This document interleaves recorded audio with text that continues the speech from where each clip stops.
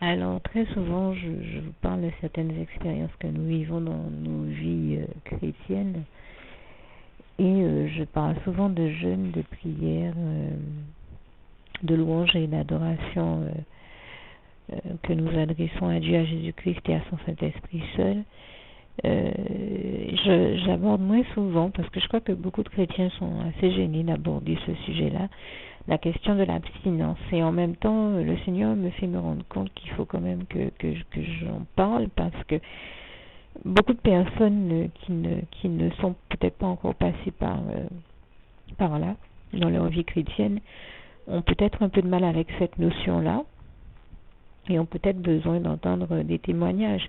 Moi, je sais que, par exemple, la première fois que j'ai lu Marc 16, verset 16, je me suis dit, mais enfin, pourquoi personne ne m'a jamais parlé de ça? Marc 16, verset 16, qui nous dit, celui qui croira et qui sera baptisé sera sauvé, mais celui qui ne croira pas sera condamné. Et bien sûr, bon, je fais juste la parenthèse pour être un peu plus clair dans mon propos. Cela signifie que celui qui croira suffisamment au Seigneur Jésus-Christ pour se faire baptiser en son nom à l'âge adulte, tout comme le Seigneur Jésus-Christ nous en a donné l'exemple et s'est fait baptiser par son cousin Jean-Baptiste à l'âge adulte dans le Jourdain, eh bien, nous savons que le Seigneur Jésus-Christ est l'exemple par excellence des chrétiens, le meilleur exemple à imiter. Et Éphésiens 5, versets 1 à 20 nous invite à imiter Dieu et donc à imiter son Fils Jésus-Christ. Car nous savons également ce qui est écrit en Jean 3, verset 16, car Dieu a tant aimé le monde qu'il a envoyé son Fils unique, il lui a envoyé son Fils unique afin que quiconque croit en lui ne périsse point, mais ait la vie éternelle. Et je rends grâce et gloire à Dieu, à Jésus, à son Saint-Esprit pour cette réalité.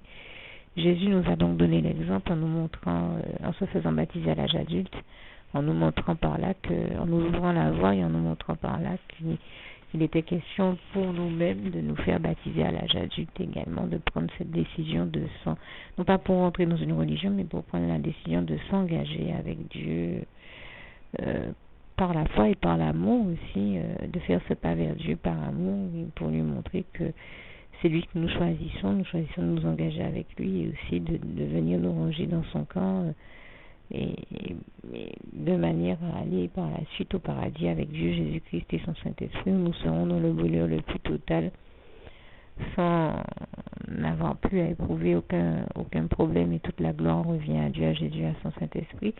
Et en dehors de Marc 16, verset 16, vous avez d'autres passages qui nous invitent au baptême et qui nous permettent de mieux comprendre la réalité. J'en cite quelques-uns comme ça qui me viennent à l'idée, à l'esprit. Vous avez Jean 3, verset 3 à 7, qui nous dit bien comment si un homme ne naît de nouveau, il ne peut rentrer au royaume des cieux, c'est-à-dire au royaume de Dieu, le paradis. Donc, à savoir que pour rentrer au royaume des cieux, pour pouvoir accéder au paradis, il faut passer par les eaux du baptême à l'âge adulte, comme je le disais tout à l'heure, tout comme le Seigneur Jésus-Christ nous en a donné l'exemple. Et vous avez aussi Acte 2, verset 38, Acte 3, verset 19, et Acte 4, verset 12, et Acte 16, verset 31, que je vous invite à lire, ainsi que Jean 10, verset 10 à 11, Jean 14, verset 6, 19, 26 et 27, Jean 8, verset 12, 32 et 36. Alors, je referme cette parenthèse sur la question du baptême. C'est venu tout seul, c'était pas ce que je cherchais à dire, mais gloire à Dieu, il sait pourquoi il m'a permis d'évoquer ce sujet-là également. Et concernant l'abstinence, pour revenir à mon propos de base, bien sûr, l'abstinence n'est observable que quand c'est le Saint-Esprit qui nous demande de l'observer, quand c'est la volonté de Dieu pour nos vies, parce que c'est Dieu seul qui sait ce qu'il permet dans chaque vie. Donc c'est à la demande de Dieu que nous nous mettons en abstinence, si tel est son choix pour nos vies, qu'il l'inspire. Et donc ça a été, pour vous donner un témoignage, c'est le cas de beaucoup de chrétiens et de chrétiennes autour de moi, et ça a également été mon cas. Mais moi, je rends grâce et gloire à Dieu. J'ai envie de dire, c'est vraiment de concert avec le Seigneur Jésus-Christ que en fait, j'ai compris que ça allait être mon cas, et avant même que je ne sois vraiment capable d'entendre la voix de Dieu, de me rendre compte que Dieu me parlait, j'ai compris de facto, au moment de ma conversion, qui était question que je me mette en abstinence, et je rends grâce et gloire à Dieu qui, même si j'étais pas encore capable d'entendre sa voix aussi clairement que je l'entends maintenant, me l'a fait comprendre de manière implicite, m'a mis à cœur de prendre cette décision et m'a fait comprendre que c'était aussi sa volonté. Toute la gloire revient à Dieu, à Jésus, à son Saint-Esprit. Et j'avais d'ailleurs vécu des événements tellement dramatiques et été tellement déçue et dégoûtée du comportement de certaines personnes que c'était, dans mon cas, je ne dis pas que c'est le cas de tous les chrétiens, mais que c'était pour moi d'une rare évidence que la meilleure chose à faire était de me mettre en abstinence. Et je peux vous dire que ça a été une abstinence heureuse, épanouie. Je parle au passé comme si elle était terminée. Je suis encore en abstinence, mais je veux dire que dès le départ, j'ai pris cette décision de concert avec le Seigneur Jésus, et je tenais à rendre grâce et gloire à Dieu, à Jésus, à son Saint-Esprit, ainsi qu'à témoigner à tous ceux que cela peut encourager, à tous ceux que ce témoignage-là peut aider à avancer. Parce que bien souvent, on a besoin de s'entendre dire des choses, on a besoin d'entendre des personnes nous témoigner de leur réalité, de la réalité qu'ils vivent, et surtout des réalités chrétiennes. Et personne n'ouvre la bouche pour donner ces témoignages-là que l'on attend et dont on a besoin. Et moi, j'aurais tellement aimé avoir eu des gens pour me donner ce type de témoignage et pour me dire aussi, par exemple, me parler de certains passages bibliques tels que Marc 16, verset 16, ou de certaines réalités chrétiennes telles que celle de l'abstinence dont je suis en train de vous parler maintenant. Et je sais que quand on n'a jamais connu l'abstinence, ça paraît fou, dingue ou impossible que l'on puisse rester en abstinence pendant des années, alors que par exemple auparavant on avait déjà une vie sexuelle d'adulte épanouie, ce qui était mon cas, malgré, j'ai envie de dire, ça n'a pas tous les jours été rose, j'ai vécu des choses qui n'étaient pas évidentes non plus, pour ne pas dire de graves drames personnels, mais je rends grâce et gloire à Dieu qui avait permis que malgré tout je sois une femme heureuse et épanouie, malgré la gravité de bon nombre de choses que j'avais vécues. Et toute la gloire en revient à Dieu, à Jésus-Christ et à son Saint-Esprit. Et donc aller dire à un adulte du jour au lendemain, alors qu'il a une vie sexuelle posée, heureuse et épanouie, qu'il est question qu'il arrête la sexualité qu'il a dans sa vie d'adulte pour passer à une phase d'abstinence qui va durer plusieurs années, ça peut paraître dingue à celui qui s'entend dire ça, et voire impossible. Moi, je sais que je témoignais un jour à un frère en Christ que l'un de mes fils spirituels m'a dit qu'il est resté 7 ans en abstinence. Et, le frère en Christ m'a regardé en me disant: quoi, 7 ans? Tu veux rire? Moi, je vais rester 7 ans sans sexe, jamais voir ça. Et en fait, mais moi, je rends grâce et gloire à Dieu, parce que j'ai même une sœur en Christ qui est restée 12 ans en abstinence. Moi, au moment où je vous parle, je suis entre ma 7e et ma 8e année. Je rentre dans ma 8e année d'abstinence. 2014, c'est ma 8e année d'abstinence. Et je dois vous dire que je crois que si au début ça fait peur à bon nombre de personnes, eh bien, moi, la meilleure chose que je veux inviter tous ceux qui le peuvent à faire, c'est simplement demander au Seigneur Jésus de leur donner la force d'aller, de tenir bon le nombre d'années que lui a décidé que l'on reste en abstinence, et d'enlever tout désir impur de nous, et de nous faire un cœur pur, un esprit bien disposé à rester dans ses voies, à le suivre, à faire son œuvre, sa volonté, et que la volonté de l'Éternel notre Dieu, de Jésus-Christ et de son Saint-Esprit seul s'accomplisse dans nos vies. Et c'est au nom puissant du Seigneur Jésus que j'ai fait cette prière. Il vous suffit de terminer cette prière de cette manière-là. Moi, je la partage avec vous parce que, pareil, le jour où je l'ai faite, depuis ce jour-là, nous sommes 8 ans plus tard, je n'ai plus éprouvé ni de désir, le sexe ne m'a jamais manqué. Et je vais vous dire, la sainteté, c'est tellement bon. La sainteté et la sanctification, c'est tellement bon. Aller de l'avant avec Dieu Jésus-Christ et son Saint-Esprit, c'est tellement bon de goûter à la sainteté, puisque c'est ce que je vis depuis 8 ans, euh, que je vous assure que c'en est au point où je me dis, mais c'est tellement bon, l'abstinence, c'est tellement bon. Je sais que ça a choqué beaucoup de personnes de m'entendre parler comme ça. Mais pour moi, je vis une abstinence qui est tellement heureuse et épanouie que c'est l'idée de devoir retourner à une sexualité maintenant qui me prend le chou. Je le dis très ouvertement. Pour moi, cette abstinence-là, cette sainteté-là est tellement bonne que je n'ai plus envie du tout. Je n'ai plus eu envie de sexe et de sexualité. Pourtant, j'avais une sexualité heureuse et épanouie, comme je le dis, indépendamment des drames que j'avais vécus auparavant dans ma vie personnelle. Là, du jour où j'ai pris cette décision de commun accord avec mon Dieu, avec Jésus, avec son Saint-Esprit, et que j'ai fait cette prière au Seigneur, je lui ai demandé d'enlever donc tout désir impur de moi, de me donner la force de tenir bon le temps qu'il a décidé que je tienne bon. Et bien le temps a passé, je m'en suis même pas rendu compte. Je suis déjà dans ma 8e année d'abstinence. J'ai envie de vous dire, je n'ai même pas vu le temps passer et quand j'y réfléchis, je me dis, mais je suis tellement bien dans les bras d'amour de mon Jésus que je n'ai envie de rien d'autre. Je ne vais pas vous mentir, je n'ai envie de rien d'autre. Et si c'était pour moi, je terminerais ma vie comme ça, sans plus avoir à me prendre le chou avec des questions de sexualité, parce que je suis très bien sans. Jésus m'a fait découvrir le vrai bonheur, il m'a fait découvrir que, eh bien, on peut mener une existence heureuse et épanouie sans sexe, parce que beaucoup de personnes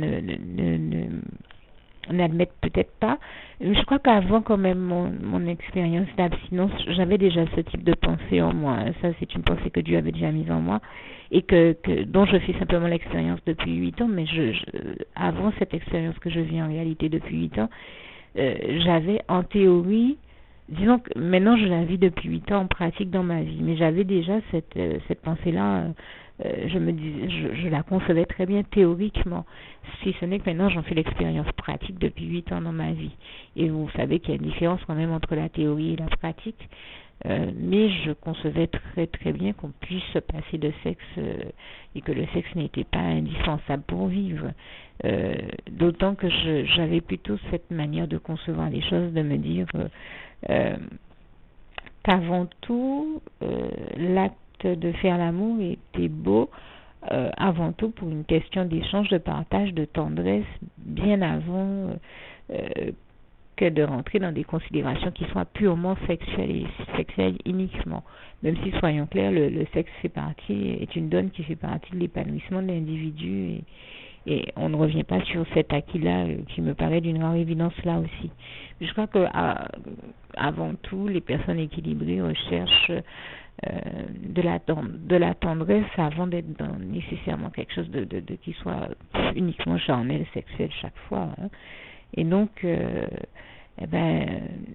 Dieu m'a démontré que cette pensée qu'il avait déjà mise en moi et toute la gloire lui revient était juste, était réelle. On peut vraiment se passer de sexe pour vivre. On peut vivre et être heureux sans pour autant s'adonner au sexe. La preuve, comme je vous dis, je ne suis pas la seule à témoigner. Nous sommes des milliers et des milliers de chrétiens à avoir vécu cette expérience de l'abstinence. Et dans mon cas, je vous dis, je suis à ma 8e année d'abstinence, mais c'est vraiment une abstinence heureuse, épanouie, que je n'aurais peut-être même jamais imaginé aussi heureuse, tellement heureuse que je n'ai plus envie de la laisser. C'est vous dire. Bon, si ce n'est que je sais bien que je vais devoir la laisser un jour puisque le Seigneur me l'a déjà annoncé. Mais si ça ne tenait qu'à moi, je passerais le reste de ma vie comme ça. J'en suis arrivée à... J'ai l'habitude de le dire, la vie que nous menons au Jésus-Christ est une vie suffisamment bien remplie, heureuse et épanouie pour que nous soyons occupés à faire les bonnes choses et ne pas avoir le temps de faire les mauvaises, et toute la gloire revient à Dieu, à Jésus, à son Saint-Esprit qui m'avait même inspiré de créer un petit panneau qui disait « Je suis trop bien occupé à faire le bien pour avoir encore le temps de faire le mal, je n'ai pas le temps de faire le mal ». Et un passage illustre bien cette pensée, c'est Romains 12, verset 21 qui dit « Ne te laisse pas vaincre par le mal, mais surmonte le mal par le bien ». Vous avez aussi le psaume 34, verset 5 à 20, et notamment à partir du verset 13, un passage qui va aussi dans ce sens-là. Où nous sommes invités à nous détourner du mal sous toutes ses formes pour rechercher et poursuivre la paix. Donc, ce que je veux dire, c'est qu'il est totalement possible, et je le dis et j'en témoigne pour tous ceux qui ont besoin de s'entendre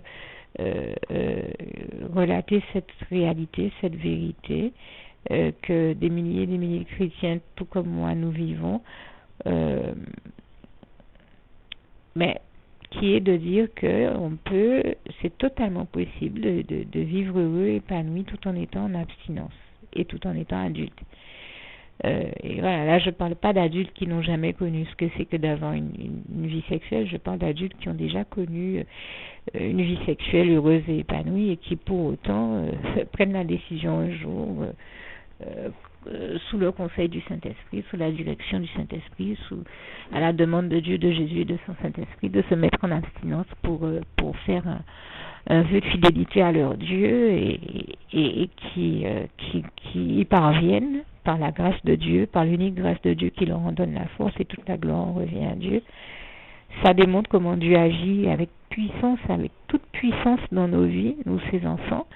J'en veux pour preuve d'ailleurs, en plus de mon cas, je vous citais tout à l'heure le cas d'une sœur en Christ qui elle, a passé 12 ans de sa vie en abstinence.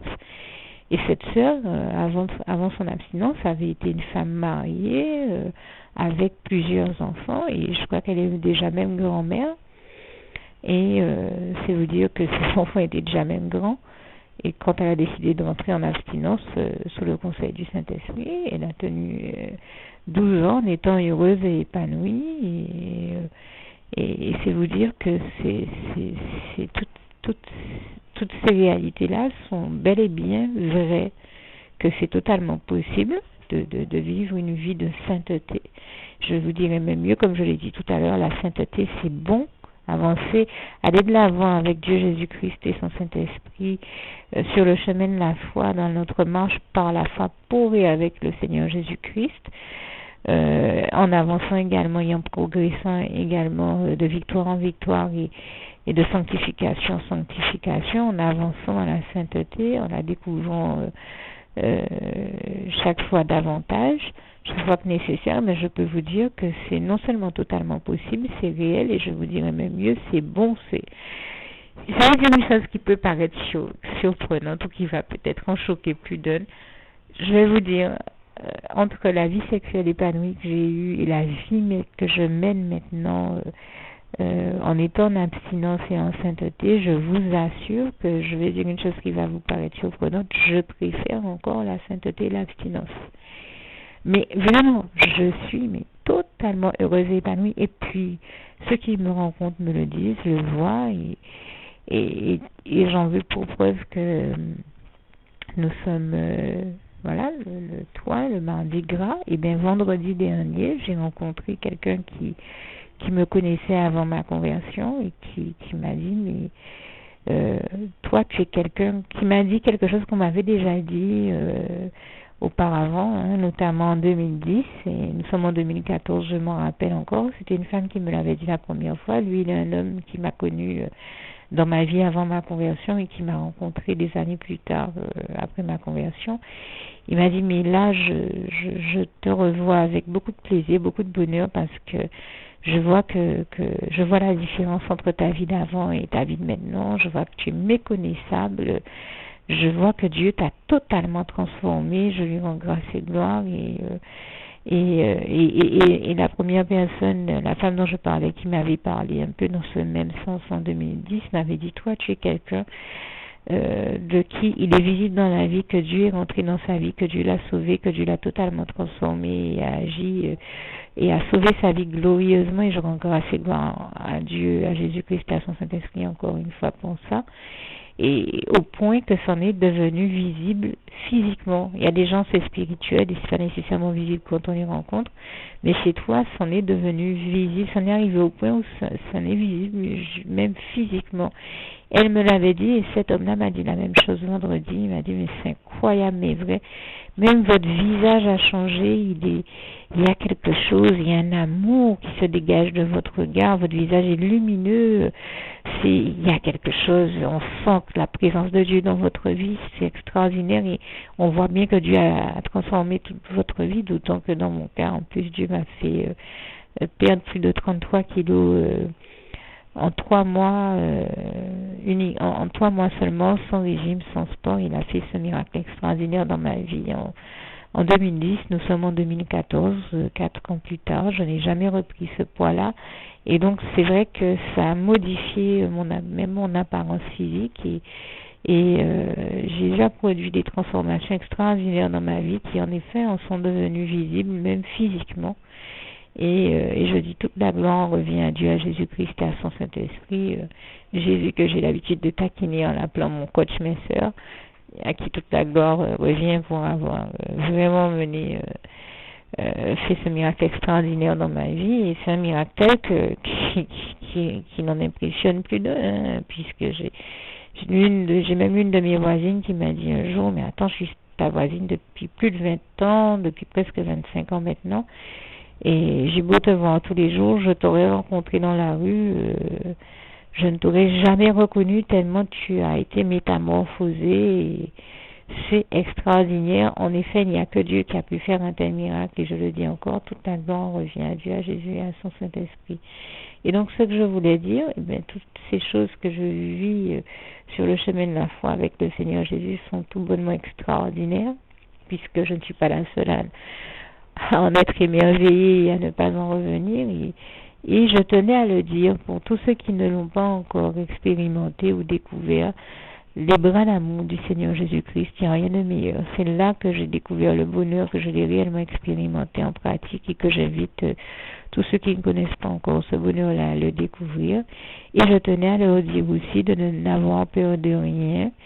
Le Seigneur Jésus ne nous demande jamais quoi que ce soit qui soit au-delà de nos possibilités, de nos capacités. Quand il nous demande quelque chose, c'est qu'il sait il nous donnera la force de l'accomplir et d'y parvenir. D'ailleurs, je pense à ce passage où le Seigneur Jésus nous dit en Jean 19, verset 30, que tout est accompli. Il a tout accompli pour nous à la croix, donc nous ne devons avoir aucune inquiétude.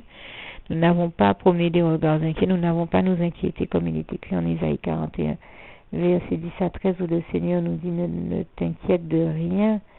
Je peux vous le dire, le Seigneur nous invite à ne pas nous inquiéter, et il faut surtout pas s'inquiéter, parce que comme je vous le disais, quand Dieu nous demande de faire quelque chose, il nous rend capable de l'accomplir, et je lui rends grâce et gloire pour ça.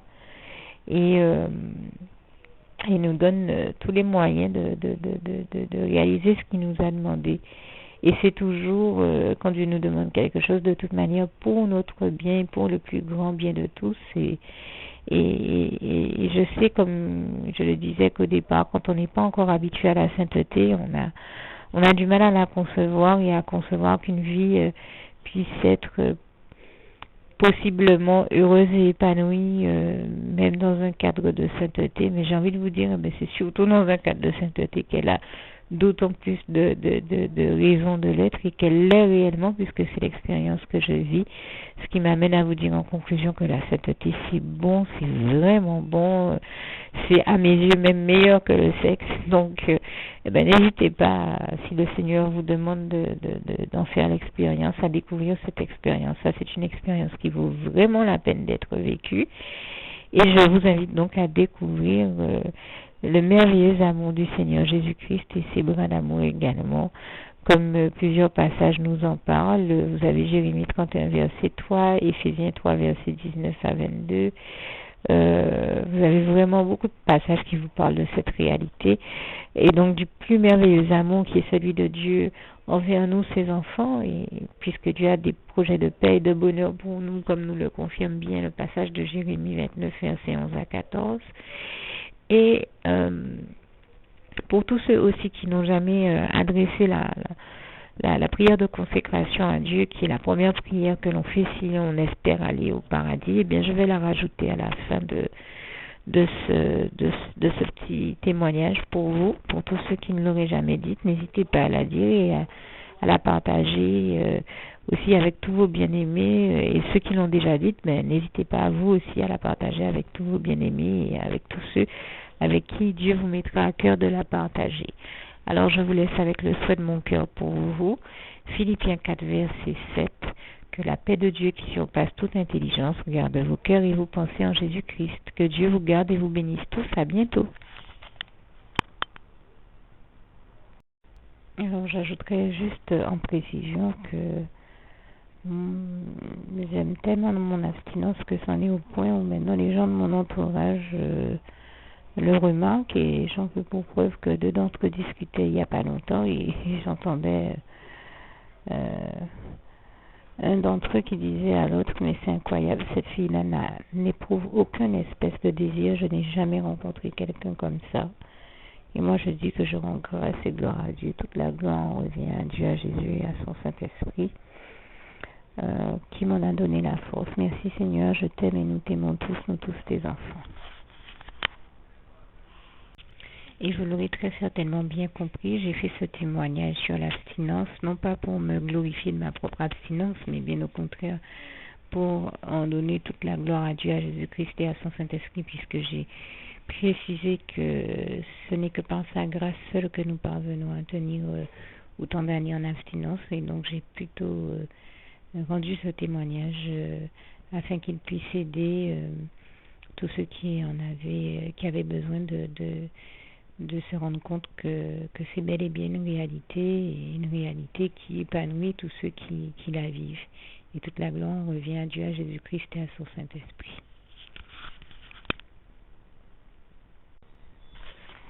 Juste une petite précision pour tous ceux qui ne sont pas encore, qui n'ont pas encore choisi la meilleure des options qui soit, qui est celle d'aller se placer, de faire le choix à soi-même, d'aller se placer dans les bras d'amour de Jésus-Christ pour se mettre à l'abri de ce monde cruel. Eh bien, je partage avec vous la prière par le biais de laquelle on y accède. Et commence par vous rappeler également ce passage de Jean 14, verset 6, où il est écrit que Jésus-Christ est le chemin, la vérité et la vie. Nul ne vient au Père, Dieu, sans passer par le Fils Jésus-Christ, bien sûr. Je le dis à ma manière, vous regarderez comme il est actuellement écrit dans vos Bibles là encore. Et donc, n'hésitez pas à ouvrir vos cœurs à Dieu, à Jésus, à son Saint-Esprit, à être sincère avec lui et à lui adresser la prière qui suit, à lui dire tout simplement: Éternel mon Dieu, Seigneur Jésus-Christ, moi, un tel, vous dites votre nom et votre prénom, je t'accepte aujourd'hui comme mon sauveur personnel, le seul maître et roi de ma vie. Je remets toute ma vie entre tes mains, puisqu'elle t'appartient, éternel mon Dieu, puisque tu l'as créée, cette vie. Donc tu en es donc le seul maître et propriétaire comme de tout ce qui existe dans tout l'univers. Je remets donc toute ma vie entre tes mains, je te la donne. Merci, éternel mon Dieu, aussi de permettre que cette vie que tu m'as donnée continue à être à ta gloire, et que je continue à te servir, à t'appartenir pour l'éternité, d'éternité en éternité. Merci aussi, Seigneur, de faire que je continue donc à te servir et à t'appartenir pour l'éternité, d'éternité en éternité. Et aussi, Seigneur, de m'accorder la grâce de ton pardon et de ta miséricorde pour tous les péchés que j'ai commis tout au long de ma vie, jusqu'à la date d'aujourd'hui incluse. Et c'est au nom puissant du Seigneur Jésus-Christ que j'ai fait cette prière. Et à vous tous qui avez fait cette prière, je vous dis que Dieu vous bénisse abondamment, puissamment, richement, et surtout n'hésitez pas à la partager avec tous vos proches et contacts, amis, membres de vos familles, collègues, bien-aimés, tous ceux que vous aimez, et surtout tous ceux à qui Dieu vous mettra à cœur, avec qui Dieu vous mettra à cœur de la partager. Et comme j'aime à le dire, si vous n'avez pas encore pris le temps de faire cette prière, comprenez bien que voilà, ça ne vous coûte rien de la faire, c'est gratuit, c'est indolore, et que voilà, vous n'êtes pas obligé de me croire, mais moi il m'est arrivé tout comme vous de devoir faire cette prière un jour dans ma vie, Et quand on m'a proposé de la faire, je me suis dit, et si c'était vrai, et si c'était vraiment Dieu qui, par ce biais-là, m'appelait à lui et me demandait de lui donner ma vie, de l'accepter, c'était Jésus qui était en train de vraiment me tendre la main et qui était en train de me demander de l'accepter comme mon sauveur personnel, je ne pourrais pas passer à côté de l'occasion de lui dire oui. Parce qu'il faut aussi que je reste ouvert ou ouverte à ce que Dieu peut avoir à me dire. Il faut que je garde mon cœur et mon intellect ouvert à ce que Dieu peut avoir à me dire. Donc je me suis dit, je ne peux pas courir le risque de passer à côté de mon éternité, de passer à côté des meilleures choses de la vie, surtout si le maître et créateur de la vie m'appelle et cherche à me sauver. Pour être sauvé, il faut bien que je lui dise oui, que je souhaite qu'il me sauve. Oui, Seigneur Jésus-Christ, je t'accepte comme mon sauveur personnel. Et c'est le sens de cette prière. Et comme je dis, elle ne nous coûte rien à faire. Et puis surtout, moi je vous dis, du jour où je l'ai faite, j'ai vu Jésus changer ma vie en mieux sur tous les plans. Et donc je crois que ça ne vous coûte rien, ça ne vous coûte rien vous non plus de la faire et puis d'expérimenter, de regarder comment les choses vont se dérouler dans votre vie, de regarder Jésus changer votre vie en mieux, à vous aussi. Et d'en faire l'expérience. Et pour en faire l'expérience, il faut commencer par faire cette prière. Donc si vous ne l'avez pas encore dite, réembobinez tout simplement cette vidéo ou ce document si vous préférez, réécoutez-le et dites avec moi la prière que vous m'avez entendu mentionner.